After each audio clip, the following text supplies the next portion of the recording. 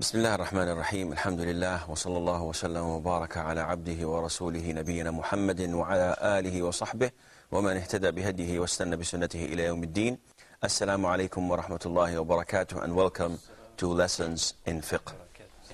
Hadith number 114 is in the chapter that deals with tayammum. And we have 3 or 4 hadiths, inshallah, to conclude this chapter. And most of them are not authentic, yet we have to go through them and tell you which one is not authentic, and if there are any issues connected or related to these hadith. Hadith 114, brother. Narrated Ibn Abbas radiyallahu anhuma regarding the explanation of the words of Allah, and if you are ill or on a journey, handfuls of water on your head. Okay, this hadith is not authentic. Now, Ibn Abbas, as you all know, is the cousin of the Prophet ﷺ, and he was one of the great scholars of Islam.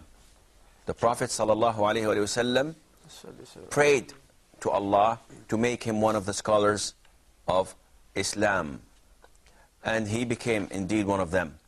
He is telling us the reason of the verse, of this verse. Why was it revealed? But because it is not authentic, so we should not go through it and explain it.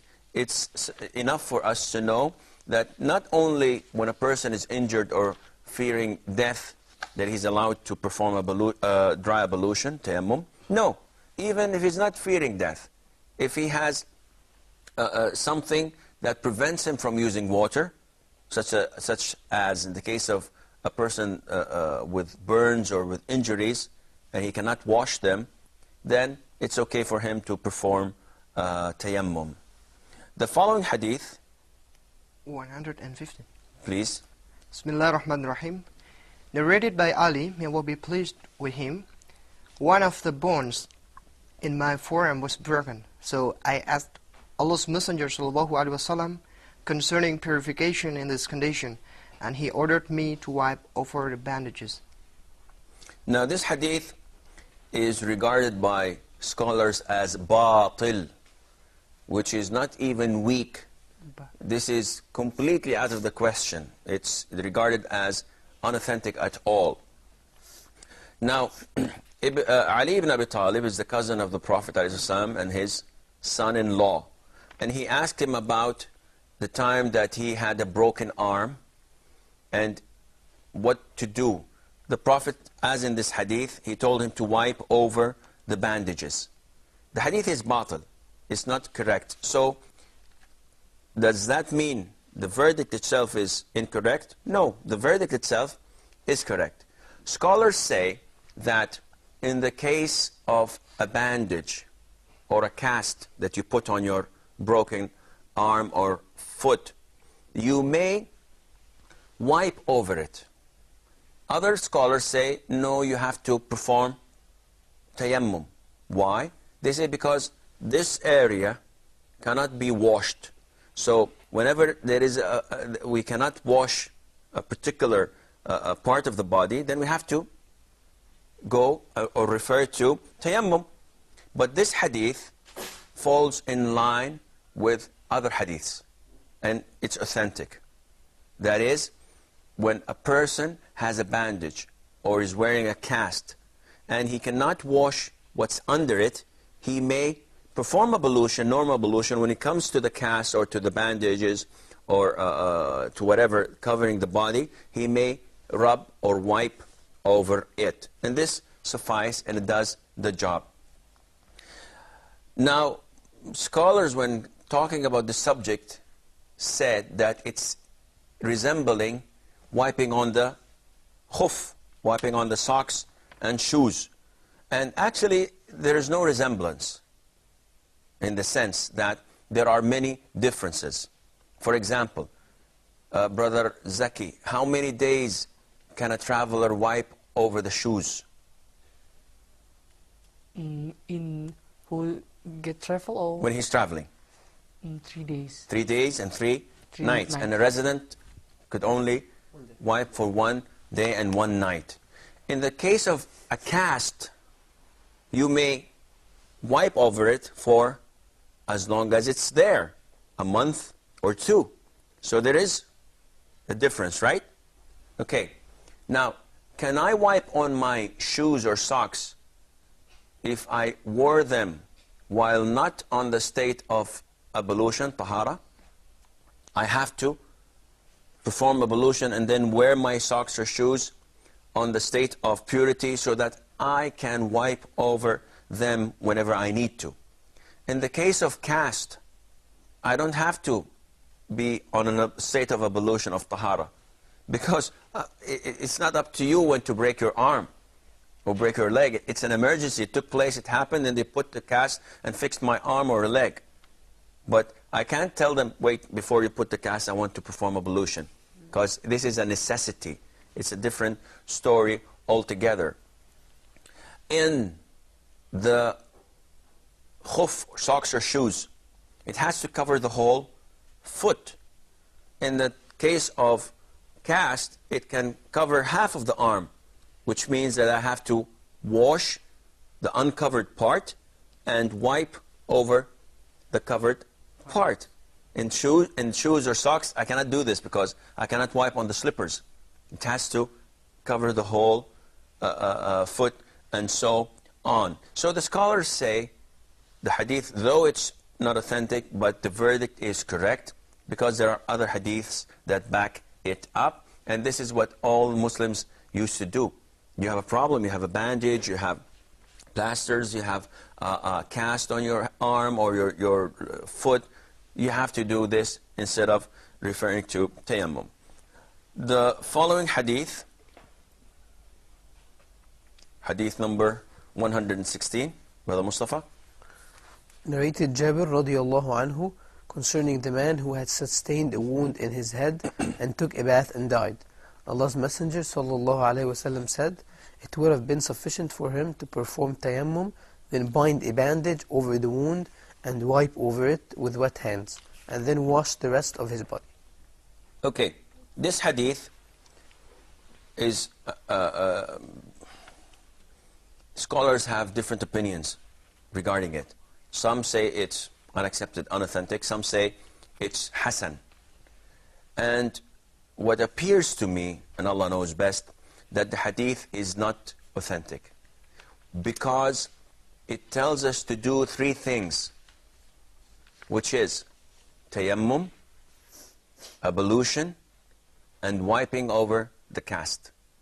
And this cannot happen. It's either this, tayammum, or ablution and wiping. But you can't join both, as the Sunnah did not bring us any other examples similar to this. So what appears is that you either can perform ablution or you cannot. So if you cannot, then it's enough for you to perform tayammum. Let's assume that a person has his whole arm, God forbid, covered with burns, severe burns. You cannot put bandages, you cannot put a cast on it, and at the same time you cannot put any water to it. So what to do? According to this hadith, you should perform tayammum.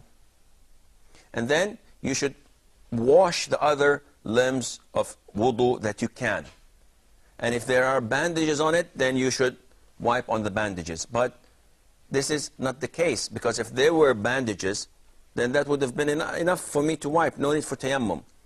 Therefore, it's either tayammum or ablution. And in this case, because you cannot perform complete ablution, then tayammum would be sufficient and would be enough for a person to do this. And inshallah, this is the most authentic verdict of the scholars regarding not joining tayammum and ablution at the same time. It's either this or that. The following hadith, hadith 117. Narrated by Ibn Abbas, may Allah be pleased with them, it is the sunnah that a person should not pray more than one prayer with one tayammum. Then he should perform tayammum for the next prayer. Okay, this hadith is regarded as ضعيف, it's weak. Now, but is the meaning correct? Is the meaning correct? Do you think the meaning is correct? Why is that? Because he can perform more than one prayer at the same time. Okay, he can perform more than one prayer at the same time, as long as he keeps yes. his And we mentioned this a while ago, and we said that it is completely substituting for wudu. If you don't have water, then tayammum exactly takes the place of tayammum in all means. So once, the minute you perform tayammum, then you are in the state of purity that allows you to pray. As long as you did not nullify this state, you may pray 1, 2, or more prayers with the same previous first tayammum you have done. The hadith itself is not authentic. So we don't have to waste our time studying it. Now, we move on to a chapter that is one of the most difficult chapters of fiqh to some scholars, which is the chapter of menstruation. And why is it so difficult? Simply because it is not a man's job. Yeah. You know, there are things that, okay, I can figure out things like this or that, but when it comes to menstruation, I could base my thinking on the hadiths that I have before me. But then there are things that I cannot realize. Therefore, usually, generally speaking, women are the best to advise each other in this matter. You know, we get sisters calling in and saying that I have this and I have that and I did this and I did that. And it's not embarrassing because this is religion. You have to ask about religion. But at some point, one has to refer to his wife or to his sister to ask them, what do you think?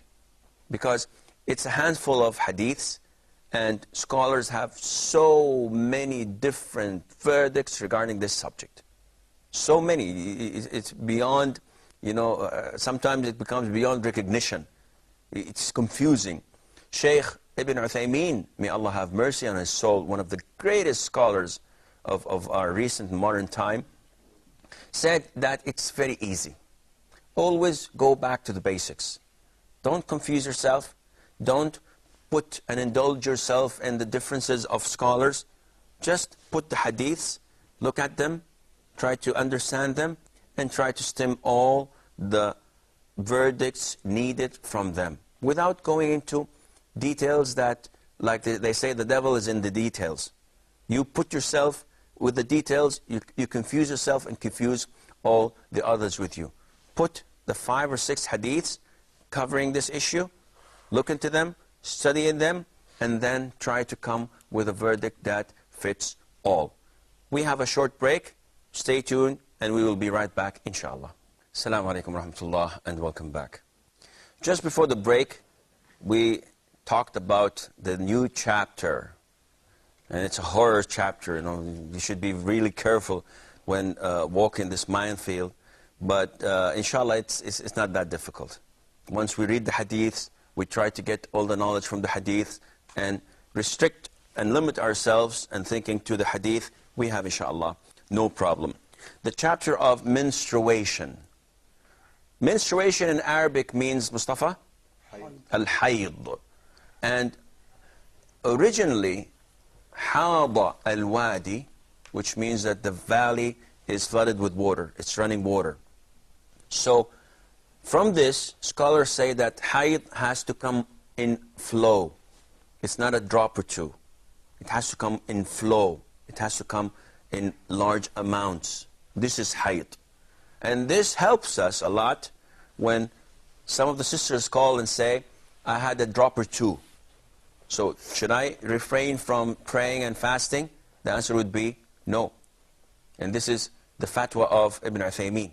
May Allah have mercy on him. He says, no, because al-hayd, menstruation, means to come with the flow. And if it doesn't, if it comes a drop or two, then this is not considered as hayd. Now, why do scholars mention the chapter that deals with menstruation after purity, simply because it is considered to be one of the things that nullify wudu. And for you, as we said, that all that we've studied is connected to the second pillar of Islam, which is salat. So the types of water, the containers of water, and if it makes it pure or impure, and the types of water as regarding najas, tahir, how to perform ablution, how to perform ghusl, obligatory bath, what to do in the absence of water, tayammum, and what to do when answer the call of nature, how to clean oneself, the manners of it. All of this is connected to prayer. And of course, menstruation is also connected to prayer. But it's not connected only to prayer. There are so many issues regarding menstruation. Can we try and think of few? Just brainstorm. One. A man cannot have intercourse with his wife when she's... So this is marital relationship. There's no intercourse while a woman is having her monthly period. What else? No fasting? Fasting? No fasting. So they don't pray and they don't fast while having the monthly period. Reading the Holy Book? Raise your hand so that we would know exactly who to check. Rushdie. They forbid to touch and read Holy Quran. She is forbidden to touch and read the Holy Quran, but we've mentioned this 3-4 programs ago, and we said that this is an issue of dispute among scholars.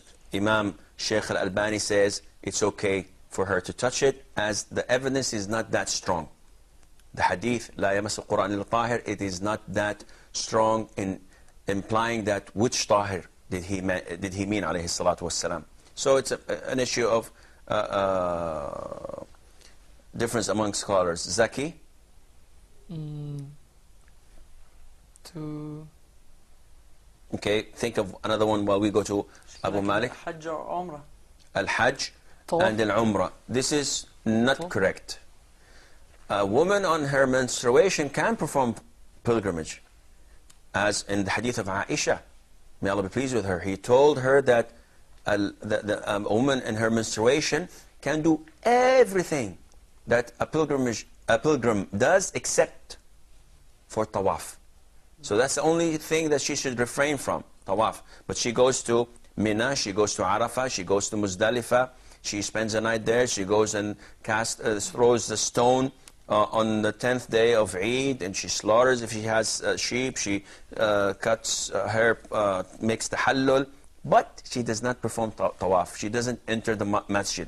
Umrah is true, because Umrah is made of tawaf and sa'i, and they have to be done inside the mosque, with the difference among scholars regarding sa'i. Is it inside or outside? But she cannot perform Umrah in this sense. Anything else, or should I'll give you what I have. Yes, Noor. so as you said that it's forbidden for her to go inside a mosque. Mm-hmm. Yes. That's true. It's forbidden for her to enter a mosque. Okay, there are a few things that I've listed here that where menstruation comes handy in the sense of Islamic law. So we've mentioned that she is forbidden to pray, she's forbidden to fast, she's forbidden to make tawaf around the Kaaba. She is, of course, there's an exception. In the case of if she is traveling, if she comes from Europe, for example, and today is her last day in Mecca, and she has to perform the pillar of Hajj, which is Tawaf al-Ifada. Yet she has her monthly period. So what can she do? If she goes back home, then she did not complete the Hajj, and the Hajj is void. And if she stays, she cannot stay because she is related, and she's going with a convoy, and they have to leave the country at a certain particular time. This is a different case. Scholars say that this is an exception. She may perform tawaf while she has her menstruation and leaves. one of the issues related to a woman with menstruation is that tawaf al-wada' does not become obligatory on her.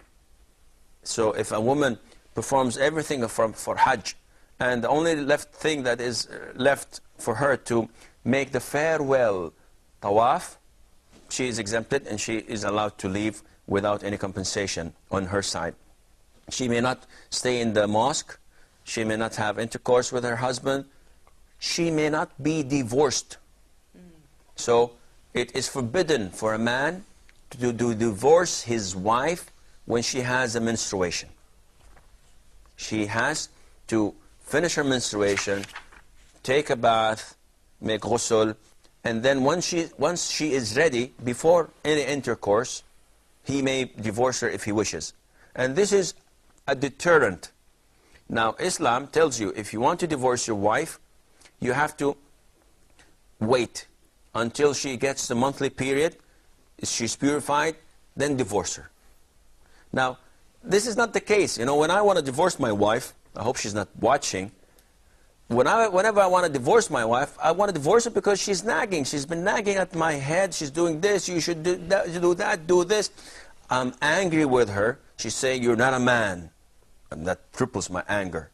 She said, you're not doing this, you're not doing that. Then shaitan comes to me and I say, you are taliq, you are divorced. Divorce takes place. Islam tells you, wait. Cut. This is unacceptable. Yeah. Why? She's aggravating me. She's on my temper. She says, no. Allah does not approve of this. Okay, what do you want me to do? I just want her to shut up. Say, well, you're in the wrong place. You're a man. Allah gave you the right to divorce. You should be responsible. So what should I do? Shut up and wait until she is pure from her menstruation. She doesn't have the period. Her period is about 2 weeks from now. So you have to wait. So you wait 2 weeks. She gets her period for a whole week. She's purified from her period. She takes a bath. She's ready for you. Now divorce her. Divorce her after 3 weeks? You're crazy? Who wants to divorce her? And you wanted to do that 3 weeks ago. That was 3 weeks ago. We were not on equal terms. We wasn't okay. Now everything is fine. And this is one of the great aspects of Islam. It teaches you how to control yourself. It tells you that shaitan comes and asks you to divorce her now. Allah tells you, do not do that. Wait. And if you wait half an hour, she comes running to you, you come running to her, you kiss and make up. That's it. But if you were to respond to your anger, you would have divorced her and then you would have had lots of divorcees worldwide. But alhamdulillah, Islam tells you no. She has to have her menstruation first, then she has to bathe and get herself pure and clean, and she's ready. Whether for you to have intercourse or whether you have to divorce her. Choice is yours. So again, also, you may not divorce a menstruation woman. The menstruation is good for us to know the iddah, the period after the divorce. Okay, divorce took place. I can remarry her again. She's still my wife until she has 3 menstruations. If she has 3 menstruations, then she is a stranger to me. She may marry again. I cannot marry her again unless I propose to her as if it's the first time for us. She becomes a total stranger. Menstruation gives us the verdict that there's no baby inside, because a pregnant woman usually does not menstruate. And there are so many things regarding menstruation. Among them is that menstruation usually, and generally speaking, it's about 6 to 7 days, average woman. This is normal thing, 6 to 7 days. 99% of women have it this long. And it comes once every month. That's why they call it the monthly period. But what month are we talking about? The lunar month or the Gregorian month? we're definitely talking about the lunar month. In Islam, everything is connected to the lunar month, such as fasting of Ramadan, such as the months of pilgrimage. Even the month itself. If someone says, there's another, there's an oath that I would fast a month, should we ask him to fast 31 days or 29 days or 30 days? No, the month is either 29 or 30 days. And this is the lunar month. And all the things that are connected with Islam depend entirely on lunar months. And this is one of also the beauty of Islam. If you're stranded in a desert, can you tell which month of the year you're in? No, impossible. You cannot. If you look at the sun, you look at the moon, is it June or July? I don't know. But, okay, if I'm in the middle of the month or in the beginning of the month or at the end of the month, I don't know. In Islam, lunar months, you're able to know the beginning of it every month by just looking at the moon. You see the crescent disappears, it's the end of the month, the crescent is born again, it's a new month, you can know when it's 13, 14, 15th, the middle of the month, and so on. I'm afraid that this is all the time we have for today's program. So inshallah, until we meet next time, fi amanillah, wassalamu alaikum wa rahmatullahi wa barakatuh.